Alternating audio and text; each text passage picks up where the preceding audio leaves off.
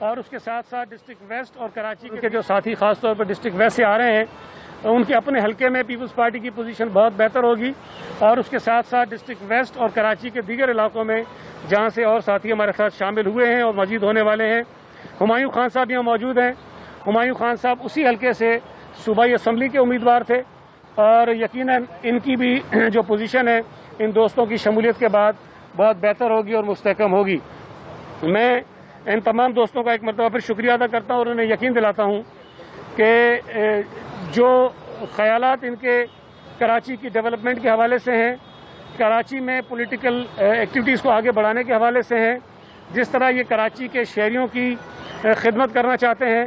Pakistan Peoples party نے اس وقت کراچی میں جس انداز سے کام شروع کیا ہے وہ آپ سب دوست دیکھ رہے ہیں، اور اس کے نتائج بھی آپ کے سامنے ہیں کہ پاکستان پیپلز پارٹی جو 2 ضمنی الیکشنز ہوئے، ایک ملیر میں اور ایک ویسٹ میں، نہ صرف ہم نے وہ سیٹیں جیتی ہیں بلکہ پہلے کے مقابلے میں ہم نے ووٹوں میں اپنے اضافہ کیا ہے، جبکہ دوسری جانب پی ٹی آئی کے خاص طور پہ ووٹوں میں بہت کمی آئی ہے اور لوگوں نے ان کو ووٹ نہیں دیا ہے۔ تو میں وقار بھائی سے گزارش کروں گا کہ کچھ وہ بات کریں، پھر سردار عزیز صاحب بات کریں گے، افسر خان خٹک صاحب بات کریں گے، ان سے خیر میرا پرانا بھی ایک تعلق ہے، وہ بھی یہاں ذکر کریں گے، اور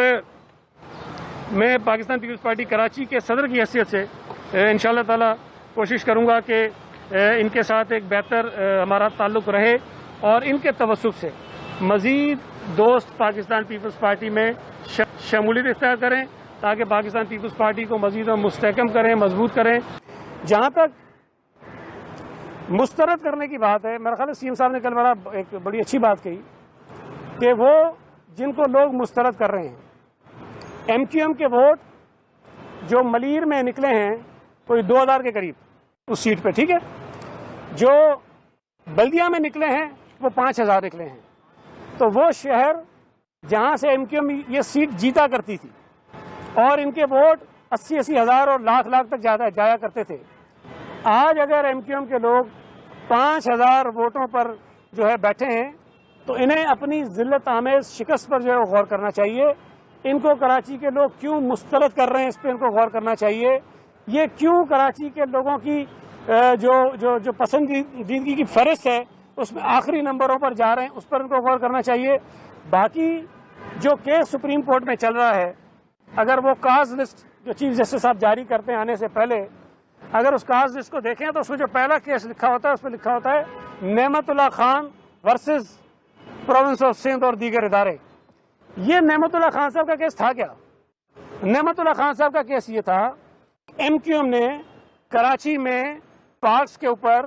گراؤنڈز کے اوپر، سڑکوں کے اوپر، نالوں کے اوپر، ایمنیٹی پلاٹس کے اوپر انکروچمنٹ کروائی ہے، پلاٹنگ کروائی ہے اور اپنے لوگوں کو الرٹ کیا ہے۔ یہ میرا نہیں، جو کیس سپریم کورٹ میں چل رہا ہے اصل کیس وہ یہ تھا، جو پریئر تھی نعمت اللہ خان صاحب کی وہ یہ تھی کہ جی ان سے یہ خالی کروایا جائے۔ تو ایم کیو ایم کے کارنامے سے جو ہے نا، اس سے تو عدالتوں میں اگر آپ جائیں گے تو ان کے ریکارڈ روم بھرے ہوئے ہیں سارے کے سارے۔ تو میں یہ سمجھتا ہوں کہ جو کچھ چیف جسٹس صاحب کہہ رہے ہیں کہ کراچی کے ساتھ زیادتی ہوئی ہے، ماضی میں بالکل ہوئی ہے، کراچی میں ایمنیٹی پلاٹ پر قبضے ہوئے ہیں، بالکل ہوئے ہیں، کراچی میں لوگوں کو غلط طور پہ آباد کرایا گیا، بالکل کرایا گیا ہے۔ تو میری تو گزارش یہ ہے کہ جن جن لوگوں نے یہ کام کیے ہیں، چاہے وہ سیاسی لوگ ہیں، چاہے وہ غیر سیاسی لوگ ہیں، سرکاری افسر ہیں، ان کے خلاف بالکل وہ کارروائی کا فیصلہ کریں۔ اور لیکن صرف جو ہے آج جو ہے حکومت سندھ چونکہ بیٹھی ہے تو ہم پر صرف وہ جو آ کے سارا بار پڑتا ہے، ٹھیک ہے ہم تیار ہیں اس کے لیے کیونکہ ہم حکومت میں ہیں، لیکن جو ایکچوئل رسپانسبل ان چیزوں کے لوگ ہیں ان کے خلاف کارروائی ہونی چاہیے۔ ہمارے ساتھ مسئلہ ہے، ہمارے ساتھ پرابلم یہ ہے کہ اگر ایک آبادی جو کسی گراؤنڈ کے اوپر، پارک کے اوپر بنا دی گئی ہے اور وہاں ہزاروں گھر بن گئے، میری ہمت نہیں ہے، حکومت کی ہمت نہیں ہے، کوئی پولیٹیکل گورنمنٹ یہ کام نہیں کر سکتی کہ وہاں رہنے والے ہزاروں لوگوں کو آرام سے بے گھر کر دے۔ عدالت کا فیصلہ آتا ہے، ادارے جو ہیں وہ اس پہ کام کرتے ہیں، اس پہ کارروائی ہوتی ہے، جس طرح کل آپ نے دیکھا پروین لین پہ بھی ہوا، علادین پارک پر بھی ہوا، اب کچھ اور آرڈرز ہوئے ہیں، شاید اس پر بھی ہو جائے گا۔ تو عدالت کی فیصلوں کی وجہ سے تو ہو سکتا ہے، لیکن کوئی حکومت خود سے ہزاروں لاکھوں لوگوں کو بے گھر نہیں کر سکتی ہے۔ تو ہونا تو یہ چاہیے تھا کہ جب یہ ساری آبادیاں ہو رہی تھیں اس وقت جو حکومت میں تھے، جو مختلف عہدوں پر بیٹھے تھے، ان کو یہ کرنا چاہیے تھا، اس وقت کسی نے نہیں کیا۔ TP2 پہ قبضہ ہو رہا تھا، میں چیخ رہا تھا، میں خط لکھ رہا تھا، میں کونسل میں شور کر رہا تھا، مجھے مارا گیا کونسل کے اندر اس لیے کہ جی میں TP2 پہ بات کیوں کرتا ہوں، میرے گاڑی کے اوپر حملہ ہوا، فائرنگ ہوئی میرے اوپر. اس وقت تو کسی نے نہیں کہا کہ جناب آپ کیوں یہ کر رہے ہیں اور کسی کو روکیں. لیکن جب وہ قبضے ہو گئے، جب وہ ہزاروں گھر بن گئے، آج اگر کوئی کہے کہ اٹھاؤ ان کو، تو یہ کام اتنا آسان نہیں ہے. تو میں سمجھتا ہوں کہ جس وقت یہ چیزیں ہو رہی تھی اس وقت کو روکنے کی ضرورت تھی. آپ کے دور میں انہوں نے کہا کہ علادین پارسی الاٹمنٹ کے معاملے پر رینجرز والے آئے اور مجھ سے زبردستی وہ الاٹمنٹ کروائی. تو ادارے کراچی پر کتنے انتظار میں قبضہ کرنے میں ملوث ہیں؟ کن کن اداروں کا کراچی کی زمینوں پر قبضہ ہے؟ دیکھیں میں نے علادین پارسی پہنچی ہے، لیکن اس کے علاوہ دیگر جگہوں کے بارے میں پہنچنے جائیں، سنیما ہیں اور دیگر جگہ ہے، اس جگہوں کو روکنے جائے کہ یہاں پر ترقیاتی کام نہ کریں گے، سمجھنے میں خالی کریں. تو اس کی حکومت پولیس وہ جگہ چھوڑ رہی ہے، دوسری جگہ ہے کہ ان کو چھوڑنے میں یا فیڈرل گورنمنٹ کو لیٹر لگے گی، یہ آپ کے اندر آتے ہیں. دیکھیں پہلا جو ان کا سوال ہے، میں نے فہیم الزماں صاحب کی یہ بات نہیں سنی ہے، لیکن اگر انہوں نے یہ بات کہی ہے تو عدالت کو اس پر بھی ظاہر ہے کہ اس کا پورا ریکارڈ لینا چاہیے، فہیم الزماں صاحب کو بلانا چاہیے کہ یہ ساری چیزیں کس طرح سے ہوئی ہیں اور جو ذمہ دار ہیں ان کے خلاف ان کو بات کرنی چاہیے. جو دوسری بات آپ نے کہی، دیکھیں میں نے ابھی آپ سے گزارش کی کہ پویلین اینڈ پارک ہو، یہ اپنا کلب ہو یا علادین میں بنی ہوئی مارکیٹ ہو سکتا ہے، میں یقین سے نہیں کہتا، یہ ہو سکتا ہے غلط ہوئے سارے کام، ممکن ہے اس کے پیچھے کوئی بھی انوالو ہو، لیکن پچھلے 10 15 20 سالوں میں 30 سالوں میں وہاں مختلف لوگوں نے اپنے کاروبار شروع کیے، وہ انویسٹمنٹ کی اور وہاں ہزاروں لوگ اپنا روزگار کماتے تھے. تو اگر ہمیں ان چیزوں کو ختم بھی کرنا ہے تو اس کے لیے تھوڑا سا وقت میں ضرور دینا چاہیے تاکہ وہ ری سیٹل ہو جائیں. ایک آدمی کی اگر دکان ہے، وہ اپنے بچوں کا پیٹ پال رہا ہے، تو کل تک وہ بیچارہ بچوں کا پیٹ پال رہا تھا، آج وہ سڑک پہ آ گیا. تو اتنی تیزی سے جو کام ہوتے ہیں اس سے انسانی المیے جنم لیتے ہیں، اور یہ ہمیں اس پہ ضرور غور کرنا چاہیے. میری تو استدعا ہے عدالت سے بھی کہ بالکل آپ کو اختیار ہے، آپ فیصلے کریں، آپ کا یہ کام ہے کہ غلط جو کام ہوئے ان کو درست کریں، لیکن ان غلط کاموں کو ٹھیک کرنے کی وجہ سے جو بے گناہ لوگ جن کا قصور کوئی نہیں ہے اگر وہ متاثر ہوتے ہیں تو ہمیں ان کی پراپر ری سیٹلمنٹ ریہیبلیٹیشن کا جو ہے پلان بنانا چاہیے، اس کے بعد یہ کام کرنا چاہیے. اچھا یہ بتا دیں کہ ہوگی اسمبلی اور سٹی اسمبلی میں پہلی مرتبہ سیٹیوں کی آواز سنائی دی، تو یہ کس کا فارمولہ ہے، اس کا موجد کون ہے، اور یہ جو منتخب نمائندے ہیں وہ کیا تعلق دینا چاہ رہے ہیں اس طرح کی حرکتیں کریں؟ دیکھیں مجھے پہلے تو جب سندھ اسمبلی میں یہ سب کچھ ہوا اس وقت مجھے نہیں پتا تھا کہ نیشنل اسمبلی میں بھی سیٹیاں بج رہی ہیں، لیکن ہم نے دیکھا کہ وہاں بھی اور یہاں بھی ایک ہی وقت میں سیٹیاں بج رہی تھیں. تو اس سے آپ کو یہ اندازہ ہو جانا چاہیے کہ منصوبہ ساز کو ایک ہے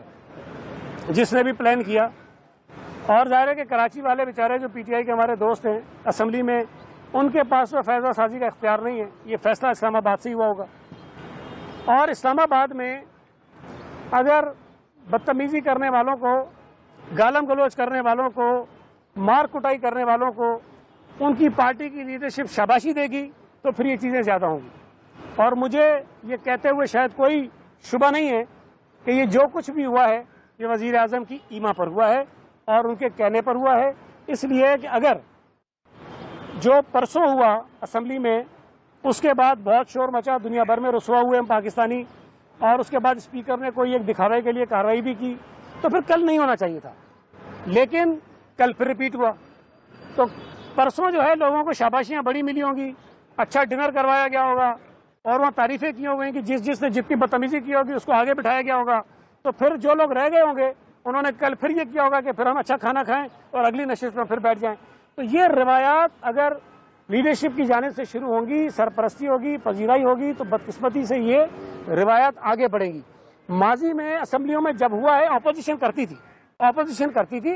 حکومت کوشش کرتی تھی کہ نہ ہو، لیکن اگر اپوزیشن لیڈر تقریر کرے تو حکومت نے کبھی نہیں کیا ہوگا. آپ نے مجھے مثال نہیں ملتی کہ وہ تقریر کر رہے ہوں اور حکومت جو ہے وہ اچھل کے وزیر جو ہے ٹیبلوں پہ چڑھ رہے ہوں، کتابیں مار رہے ہوں، یہ مجھے یاد نہیں پڑتا. تو یہ جو کچھ ہوا ہے پہلی مرتبہ ہوا ہے اور ایک نئی روایات ہے. تو جو بات ہم کہتے ہیں کہ PTI کنٹینر سے آج بھی نہیں اتری ہے، حکومت میں آ گئے، انہیں ذمہ داری کا مظاہرہ کرنا چاہیے، لیکن بدقسمتی سے غیر ذمہ داری ہو رہی ہے اور جو کچھ بھی ہو رہا ہے وہ غلط ہو رہا ہے. مجھے نہیں پتا، کسی نے بتا دیا ہے کہ اگر ہنگامہ آرائی نہیں کریں گے تو آپ کی حکومت چلی جائے گی، تو ہو سکتا ہے اس لیے کروا رہے ہوں کیونکہ چلتا معاملہ اسی پر ہے. جی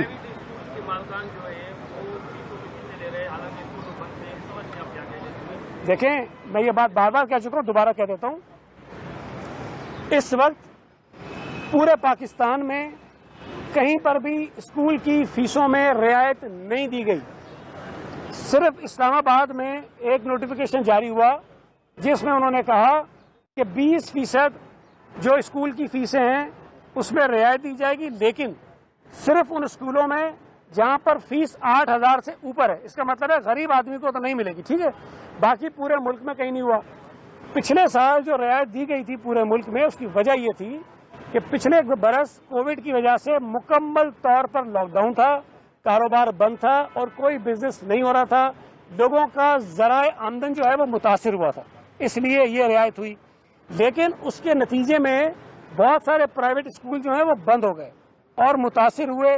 उन्होंने लोगों को निकाल दिया। तो जब आप ये कहते हैं कि जी वालिदैन के ऊपर दबाव है, बिल्कुल मैं इस बात को मानता हूँ कि एक बर्डन उनके ऊपर है, लेकिन हमें ये भी देखना है कि हम कोई ऐसा काम ना करें जिससे प्राइवेट स्कूल जो हैं वो बंद होना शुरू हो जाएं। प्राइवेट स्कूल्स इस मुल्क में तालीम की फराहमी में एक अपना किरदार अदा करते हैं। अगर स्कूल्स बंद हो जाएंगे, उन स्कूलों को दोबारा रीओपन करना बहुत मुश्किल हो जाएगा, और अगर स्कूल रीओपन नहीं होंगे तो हमारे बच्चे जो आउट ऑफ स्कूल हैं, जो अच्छा खासा नंबर है मुल्क में, उसमें इजाफा होगा। तो हुकूमतों को, महकमा तालीम को दोनों पहलू देखने पड़ते हैं, और मैं ये समझता हूँ कि बच्चों की तालीम आगे चल के मुतासिर हों, अच्छे खासे स्कूल बंद हो जाएं, ये कोई भी हुकूमत अफोर्ड नहीं कर सकती। Thank you. जी जी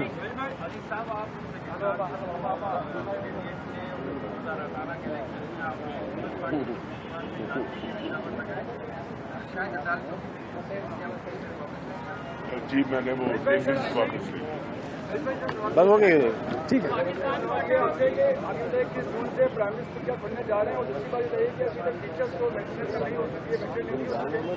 देखें, मैं बात ये पहले बता चुका हूँ। प्राइवेट स्कूल्स जो हैं या सरकारी स्कूल्स हैं प्राइमरी, वो इंशाल्लाह ताला 21 तारीख से जो है वो रीओपन हो जाएंगे।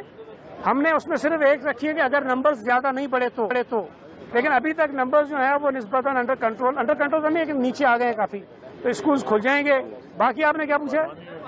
देखिए, वैक्सीनेशन जो है वो काफी हद तक टीचर्स ने करवा ली है, और ये हमने बुनियादी शर्त रखी है स्कूलों को खोलने के लिए कि जो स्कूल खुलेंगे वहाँ अमले की वैक्सीनेशन जरूरी है।